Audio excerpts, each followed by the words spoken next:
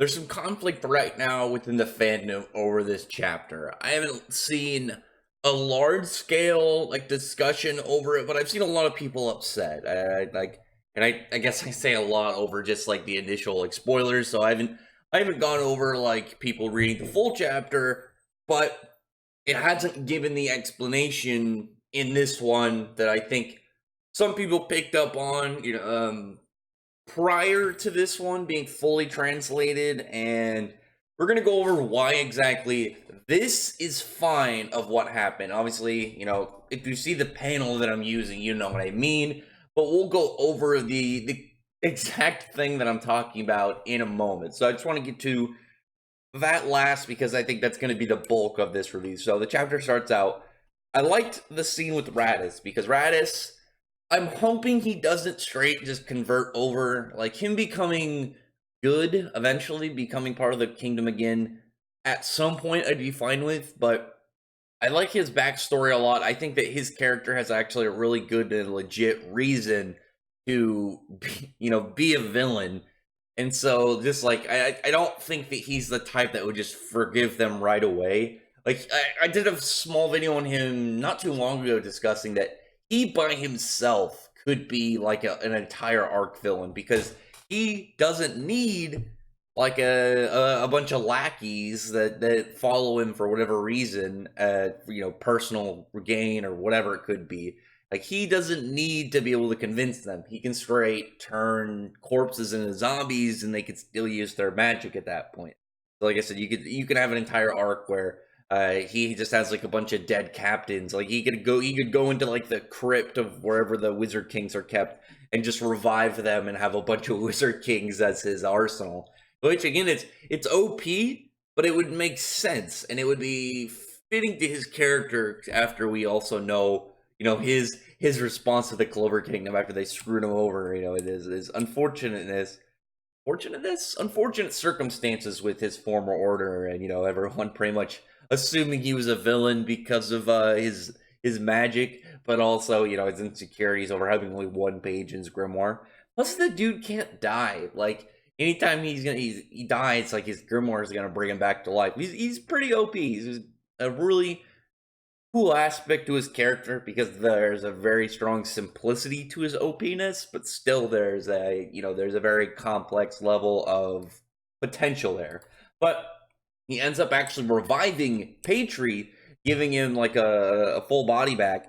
And this is kind of weird, only in the aspect of like he should be able to just straight pull people back. We don't know the limitations on this spell of his yet.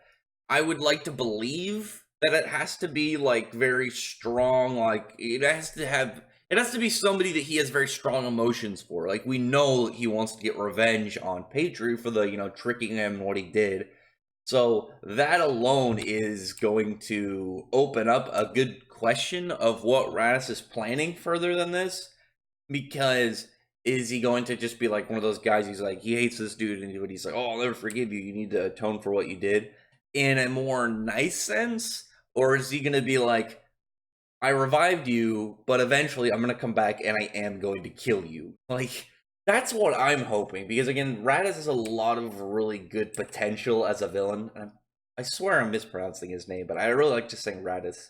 But we'll see. He's just like yelling at him, and Patry is like, yeah, I don't know if I'll ever be able to make up for what I did, but I'm going to try. And he's looking at more of like a positive side where I swear Radice is just like plotting the exact way to murder him one day. That their interaction I'm very curious about. So Radice OP as hell. Like we see him just straight bring somebody back from the dead. And with that, he just is going to be further pushing himself as just like such potential as a villain. I don't want him to become a good guy just yet, or hopefully ever. I want him just to become his own raw villain for like, again, a large portion of the story. But then there's like a small interaction. We got like William and Patry, and they're talking about now they're finally able to meet each other. They're so close and they're buddies. And at the same time, I feel like if I was there, because people have been talking about like, oh, William's innocent, he was manipulated by William. You got to keep in mind, William was still a member of the Magic Knights, and he committed like a bunch of crimes, like harboring a terrorist, high treason, conspiracy to commit multiple other crimes, an accessory to murder. Like he's even with like the results of the arc, he shouldn't be trusted. Like the very lowest you could give him is like expulsion from the Magic Knights and like super high level like house arrest where he's just like, you are confined to this space. You have like a small house and a yard. If you go out of this, we will kill you. Something like that. Like it's just like you're lucky that we haven't executed you. And a lot of people are obviously looking at. Oh my god, my alarm's going off somewhere. Hold on a second. Let me grab this.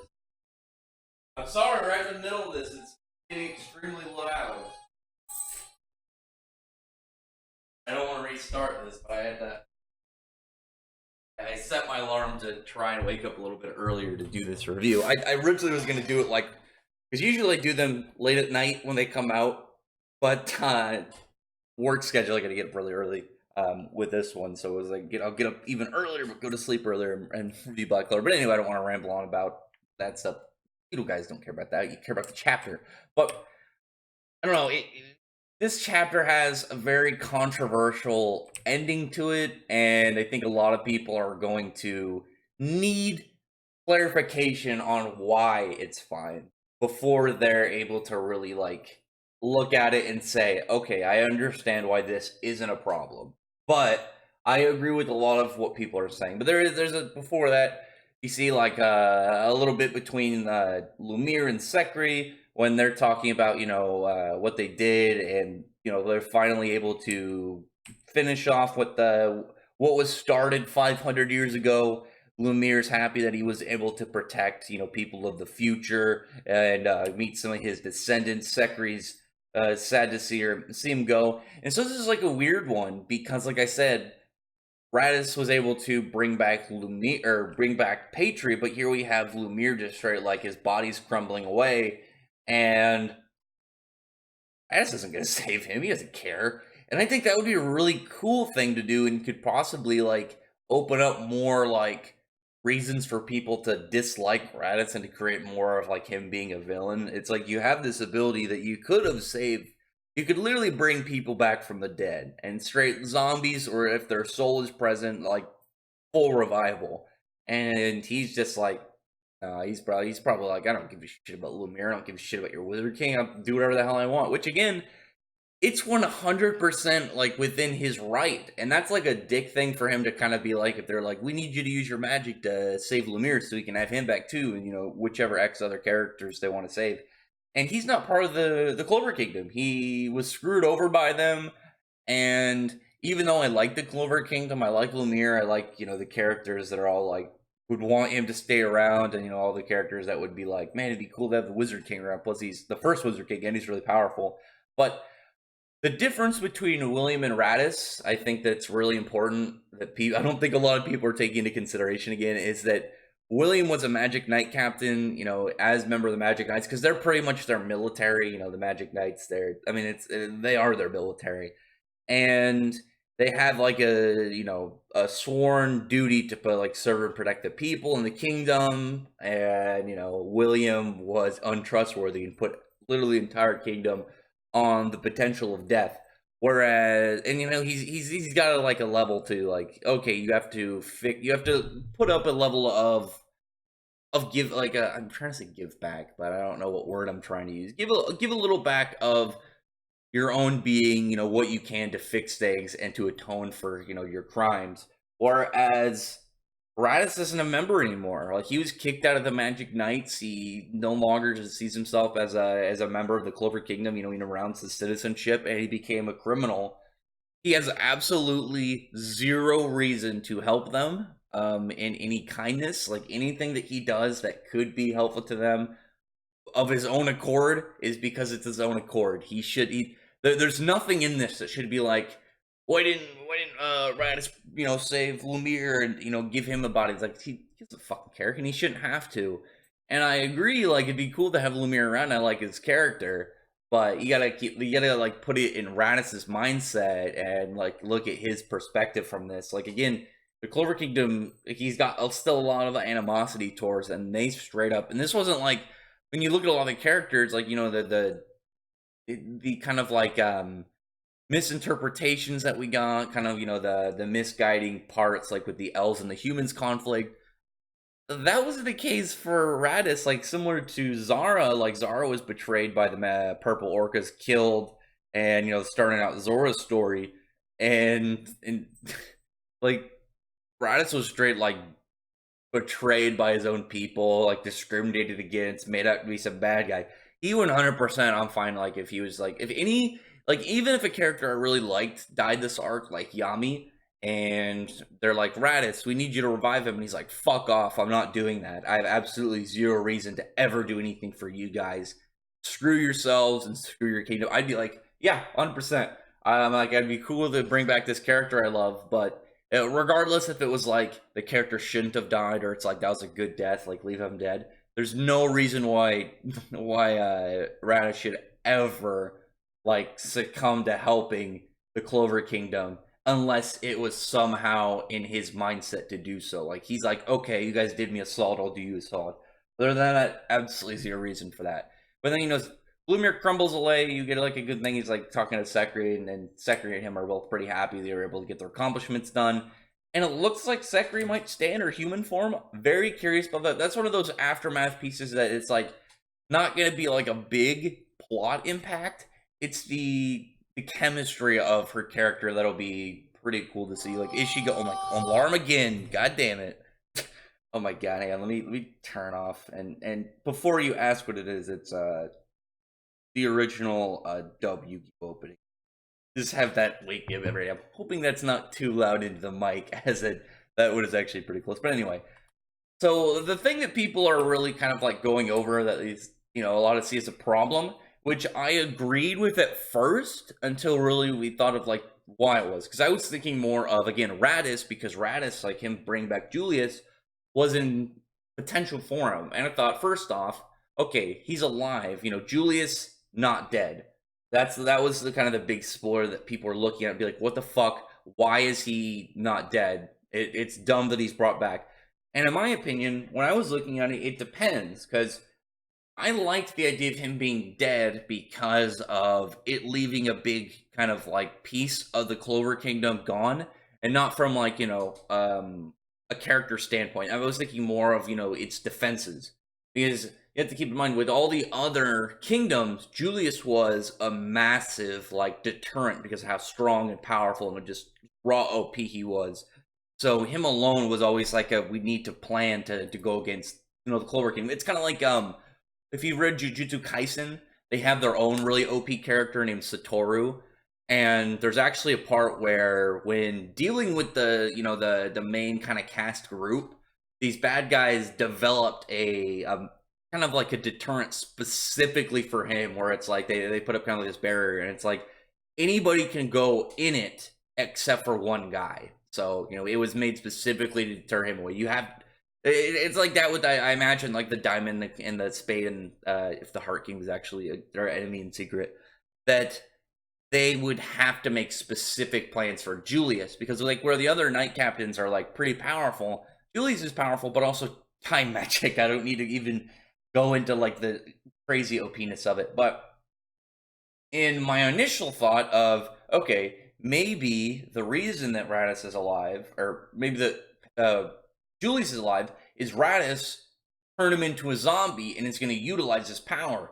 But then there was the possibility of him just straight reviving him, and that would have been dumb.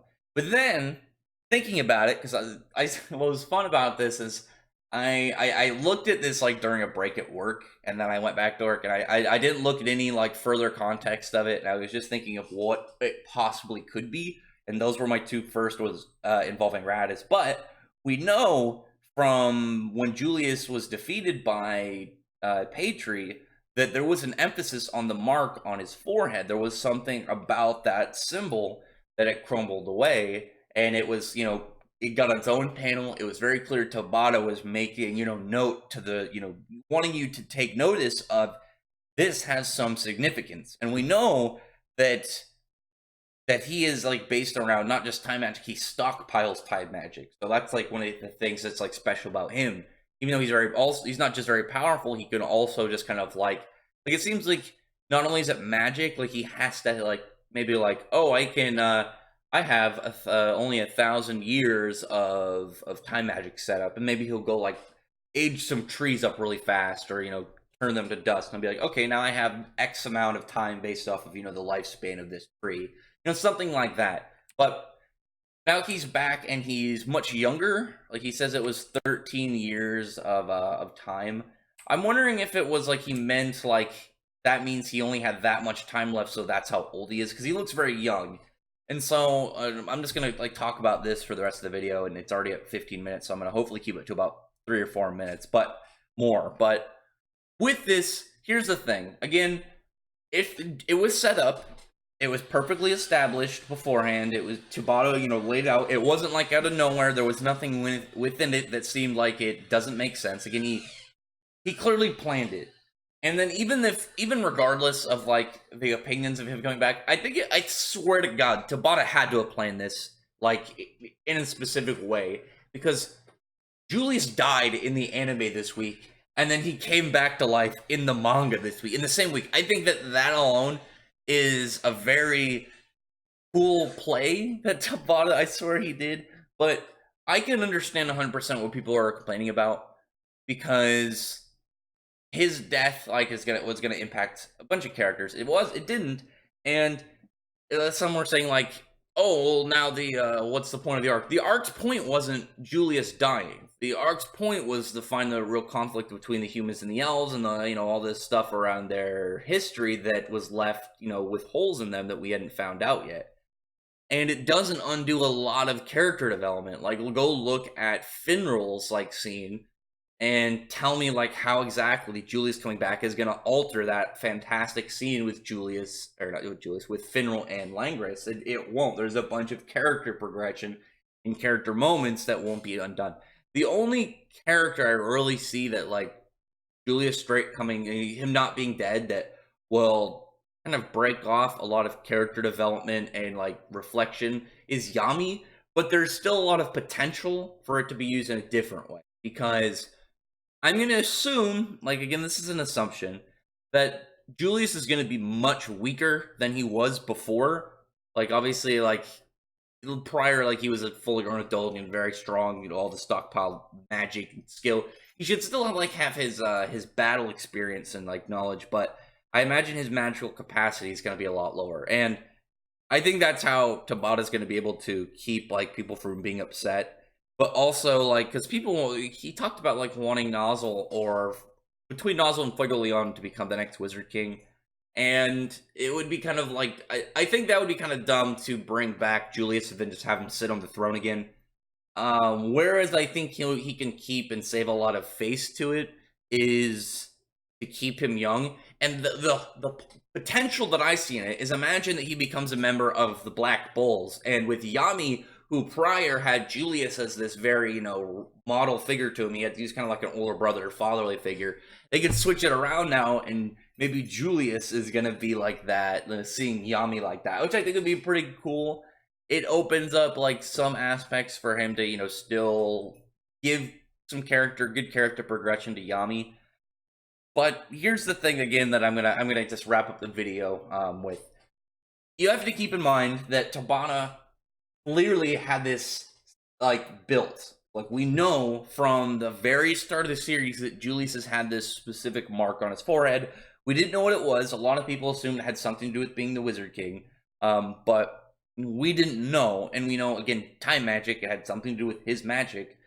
And the fact that it got its own panel whenever when that chapter happened, and then you even see in this one, you see right before Julius is shown again, you see just a reminiscent of that mark crumbling away, that it was clearly something that he had an effect. He can easily explain it in the next chapter, time magic, I have this set up, so whenever I set it, say oh yeah, I set it up when I was 13 or something, and so it returns me to that age. It's just a very strong like fail safe in case I die, you know, because again, time magic, it's very OP.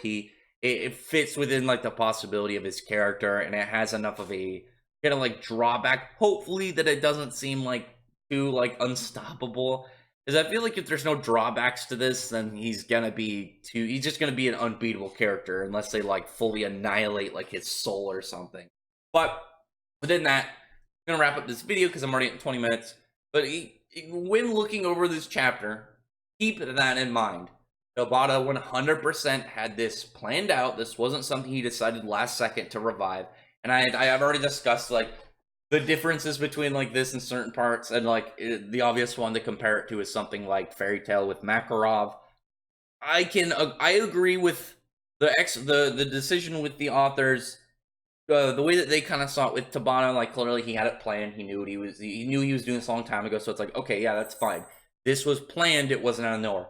Makarov, I didn't really like his being brought back, but I liked Mishima's reasoning for it, because what like is he was like, well, two immortals cheat the god of life and death, and you know, fuck with the boundary between the, you know, living in the dead world and cheat immortality, and it had to affect like pretty much the afterlife somehow, bring back Makarov. I didn't like the way that it was handled, but I understood his logic, and I was like, okay, yeah, I get where you're going with this. And with Tabana, I'm like, I would have preferred him to stay dead, but I'm fine with him coming back only because of the fact that it was clearly set up and foreshadowed. You know, it was very much planned way in advance. So you can get upset like from a point of like, oh man, I can't get like certain aspects for that happen. Like again, like a bunch of like reflection on like from Yami, but you can't be mad from a writing standpoint because clearly he planned this out. And characters seem to die all the time, but they aren't in series. And sometimes they're, you know, they're fleshed out like long beforehand of like, this is going to happen, you're laying hints and breadcrumbs. And that was the thing that I had faith, like, thinking of over this, is like, Tabata has to have some plan, because Tabata so far has been really good at foreshadowing things long before he does them, which you know, it's good stuff. So you can't complain about that aspect from a writing standpoint in this story. You can say, like, I wanted him to stay dead for X reasons. I get that. But from the point of the series, you can't, from a level of, like, planning and setup, like, you can't call it an ass pull because of the fact that it was clearly laid out to be executed this way. But anyway, I'm gonna wrap up this review because I'm already pretty far in. I'm already at 22 minutes. And so tell me in the comment section below what you thought about this.